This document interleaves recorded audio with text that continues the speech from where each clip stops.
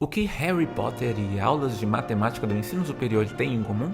Ambos mostram como nomes podem ser poderosos. Se você conhece a história de Harry Potter, sabe que o principal vilão da história é aquele que não deve ser nomeado. O tabu no mundo bruxo em torno do nome de Voldemort, é uma das mais marcantes características da narrativa.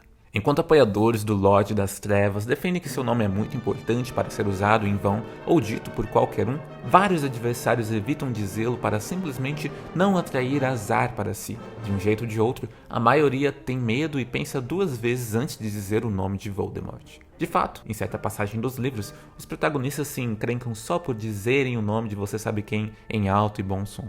Um dos poucos personagens que vemos dizendo o nome de Voldemort quando bem quer é Dumbledore. Isso inclusive reforça a imagem dele como o bruxo mais poderoso de seu tempo, sendo ele o único a quem Voldemort já temeu. Dumbledore não se preocupa em usar o nome de Voldemort. Inclusive, ensina a partir disso uma importante lição a Harry.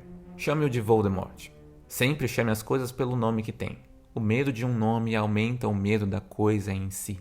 Assim como num romance, a matemática faz uso de nomes para se referir a infindáveis objetos matemáticos que são definidos, estudados e discutidos. Teoremas importantes costumam levar o nome dos matemáticos que neles trabalharam, bem como lemas, conjecturas, axiomas, estruturas matemáticas e assim por diante. Você talvez já tenha ouvido falar em teorema de Pitágoras, axiomas de Peano, identidade de Euler ou conjectura de Poincaré. Tem até alguns nomes mais dramáticos, como o último teorema de Fermat. Cada um desses nomes carrega significados e definições dentro de si. Matemáticos os usam apenas para facilitar a vida e saberem ao que estão se referindo. Bom, essa é a função geral de qualquer nome, fazer referência a algo ou alguém de forma prática e sucinta. O curioso é que matemáticos mais experientes são como Dumbledore. Ao usarem tantos nomes, sabem exatamente do que estão falando, não precisam temer seus objetos de estudo. Por outro lado, alguém que ainda não conhece a teoria por trás de algum nome pode acabar imaginando que se trata de algo mirabolante,